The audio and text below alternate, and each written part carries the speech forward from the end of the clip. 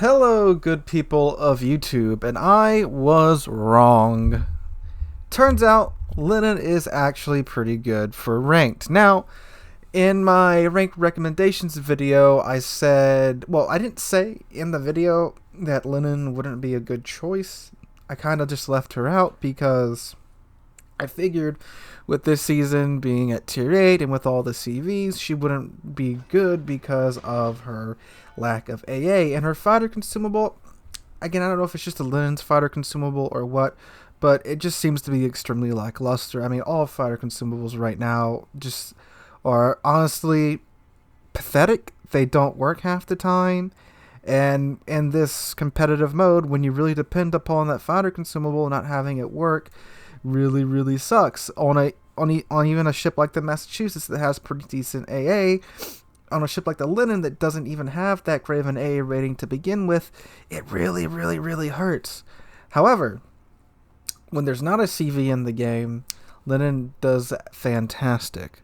And I was wrong. Linen's a good choice, and it's been what I've been running with now for the past couple of days. I have Linen with Kuznetsov on with the survivability tank build on her, and that's been working out not great, but a lot better than anything else I tried. Odin with Lucians, Turpitz with Lucians, Massachusetts with a 19-point commander. Linen's been the best of all of them so far. The best being that I'm coming number one even more now, so that I don't lose a star as much. I think I've got over 60 games played now at this point, with still like a 49 or 50% win rate now. It's terrible. Again, like I said yesterday, I don't really know what's causing it, but yeah. So anyway, this game right here, this is just exactly how 90% of my ranked games go. Well, actually, according to the statistics, about 50% of how ranked games go.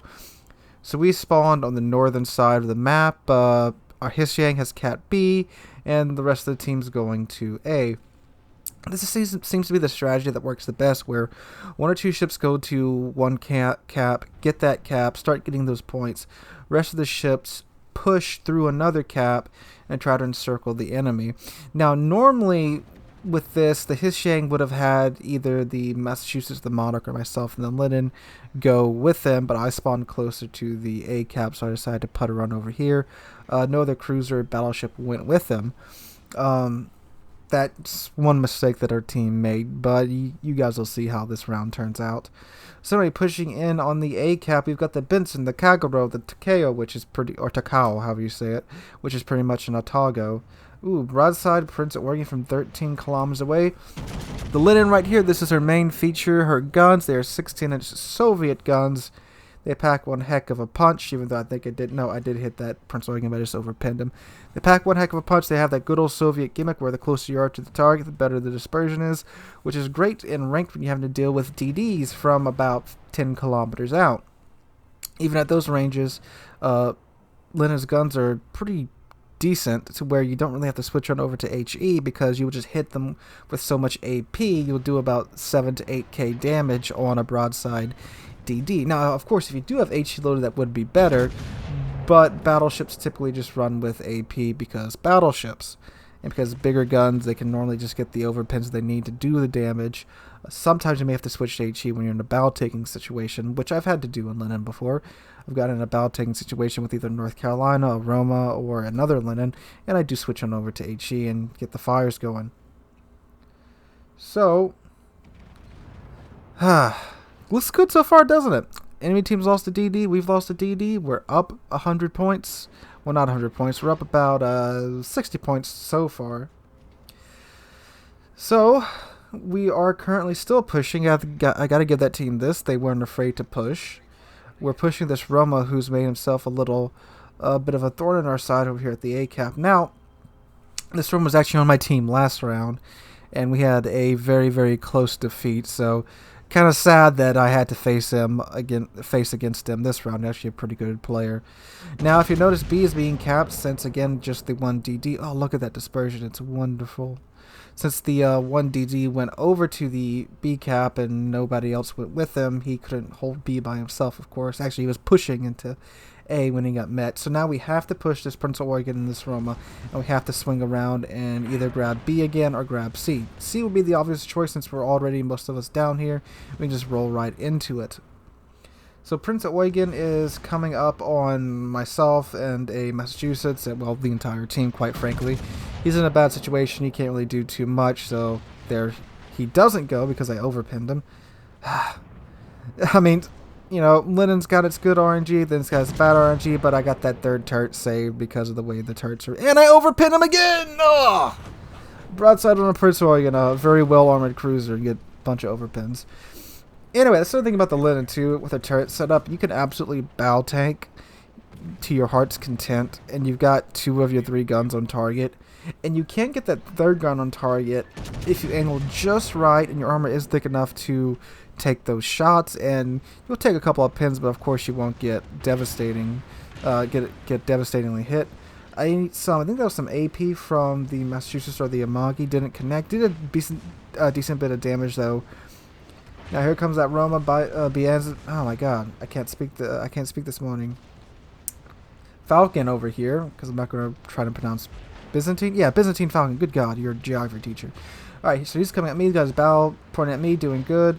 But then, of course, aim for the superstructure. Boop. Roma has excellent bow armor, by the way. If that was maybe an American battleship, I probably could have hit him in his cheek and it would have pinned.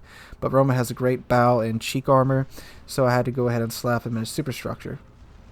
So now I'm coming around, and you've got a Massachusetts and a Amagi and a kid and a Kiev still left alive. Also, we have our Monarch in the back who took the long way around, and he's still at full health. So we're looking pretty good so far. Massachusetts and Amagi have taken up positions in the middle of the B and C cap, so they're going to be kind of hard to dislodge. There's the kid 10 kilometers to my left, and he and the he and the Kiev are focusing on the Benson. Start rotating my turrets around, but my guns do not reload in time. So now it's myself and this Massachusetts pushing over to the C cap, and the Monarch's coming up the middle. And he actually does have shots on the kid right now, and that's the thing about Monarch too. She has great HE, it's British BBHE, so it's absolutely devastating to battleships. Against destroyers, it's packs one heck of a punch. So the Kagro, unfortunately, has found himself in a gunfight with the Kid. Kid is a Fletcher, which is the Tier 9 American gunboat DD, down to the Tier 8. I get some shots out on the Kiev, and there we go. Get about a 5,000 damage hit off on him. Only 4 shells hit. If I give him a little bit more lead, I probably could have got a better hit off on him. Now, unfortunately, Kagro is being bullied by the Kiev and the Kid at the same time. And there goes the Kagro. And I'm watching the Kiev, seeing he's going to come flying around this corner. And he's still coming, And at the last moment, he turns up to where I won't be able to get any shots off on him. So now I'm in a bit of a predicament. I'm out in the open, and there's a Massachusetts and a Amagi in front of me. I cannot turn around because I'm in the Linen. If I turn around, I expose my side and the Linen's massive citadel. So if I turn, I'm dead. Massachusetts and Amagi right in front of me. I can't afford to back off because we need to keep pushing. But I have 2 battleships in front of me. So I now have to deal with both of these guys with 1 ship. So I pop my heel now. I'm focusing on the Amagi because he's giving me his broadside-ish to where because he wants to get as many of his guns on target as he can. And look at that right there, just slightly angled. Lennon bounces most of the shells. Took a couple of pins there, but nothing too bad. Aim at the Amagi's cheek. He turns in a little bit more at the last second to where that shot bounces. Massachusetts staying fully bow on to me. He's being smart about that, just enough to where he can get some of the secondaries off on me. And American secondaries are very good at starting fires. So the friendly Massachusetts has turned around. Unfortunately, I think he's trying to reposition.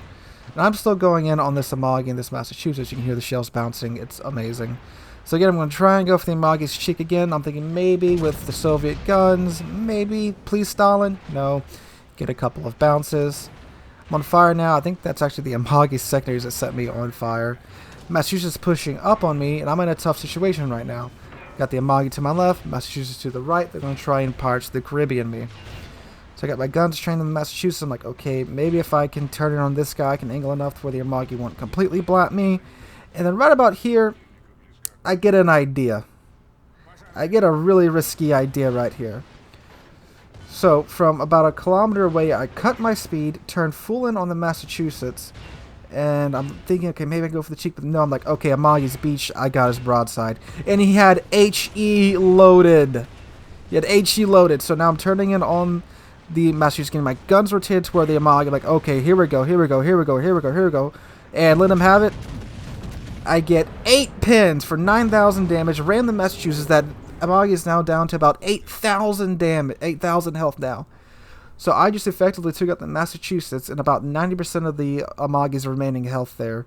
I think he's at like 18,000 health, and now he's down to, I think, like 12 or 10,000 health. So I'm like, okay, great. Ran the Massachusetts, blapped the Amagi, actually set a fire on him with my secondaries there, so now he's burning too. So naturally I type in check, let's go, go, go, go, go, go. There he is. He's actually, I think he popped his heal now. So he's fighting that fire with his heal, and now the Massachusetts is confidently pushing him, and so is the Monarch. And Monarch is at full health, so he's got some health to spare. So if he can take out this Amagi, he's got plenty of health left to deal with that kid, which we really don't even need to take care of, because all we have to do, sink this Amagi, get someone in B cap, get someone in C cap. Monarch's already down here by the C cap. So once you deal with this Amagi, he can go straight to the C cap and cap no problem. We still have the Takao around to deal with the kid, and the Massachusetts too. Massachusetts is a pretty good BB to deal with the kid because of her secondaries. His torpedo range is only 8 kilometers, so that's well within Massachusetts' secondary range. So as long as the Takao stays with him, Massachusetts is golden. And if he wants to do any other damage, the kid that is, he has to open up with his guns, which will expose him. Monarch opens up on the Amagi with some AP, showing a little bit too much broadside here to the Amagi. Monarch has a pretty big citadel. I tell him to turn in. I become kind of a armchair admiral at this point, but at this point, I needed one win to get back into rank 9 at this point. So I'm like, all right, this is it. Amagi's down. Just a half health kid left. We got a Takao, a Massachusetts, and a full health Monarch. We are absolutely golden at this point. Takaos can get into the B cap quickly. The Monarch's right by the C cap. We just told him get into C cap. He said, Wilco, he's going to do it. So we are absolutely golden right here. All we got to do is get in the caps. Monarch's right by the C cap. It's not the fastest battleship ever, but not the slowest. Plenty of time for him to get into the C cap to stall the points. Takao's cruiser, he's going into the A cap in no time. We're going to stop the point gain completely. The kid's only chance is to either swing all the way around back to the A cap, spend all that time going over there, which by that time, even at the speed of the kid, will probably already be so close to winning on points that he has no chance. So the kid either has to somehow kill a full health Monarch, a half health Massachusetts, and a little under a half health Takao, or he's screwed at this point. Or so I thought. Maybe knows he's something at this point. Monarch hasn't turned south. He's going straight for the B cap. And I was typing to the team, and I didn't realize that, but now I do. The Monarch didn't turn south to get into the C cap. After we told him to go to the C cap, and he said okay. We told him, he said okay. And now he's going toward the B cap. Even if we didn't tell him to go to the C cap, any player down at tier 10, at rank 10, should understand the importance of the caps. And even if we said go to B cap, he should be able to realize, hey, we need C cap too because of how high up on points they are.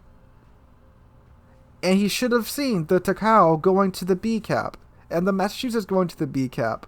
But no, he wanted to go to the B cap as well. And this is the icing on the cake right here. Kid, about 8 kilometers away from the Monarch. I know it says 11 kilometers, but I'm going to freak him. Here we're going to hop back onto him. I think it's like 10 or 9 kilometers away.